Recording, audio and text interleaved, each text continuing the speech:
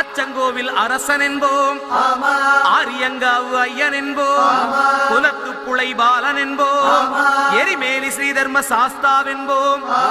சொரிமுத்து ஐயனார் அப்பன் என்போம், ஜோதிச ரூபன் என்போம், மகர்ஷி மர்தன் என்போம், மணிகண்ட சுவாமி என்போம்,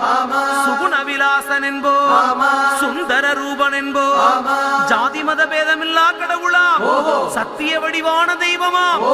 ஆபத்தில் காப்பவனாம், அன்னதான பிரபுவாம், உலகத்தின் முப்பற்ற தெய்வமாம், சோதனைகள் செய்வானாம்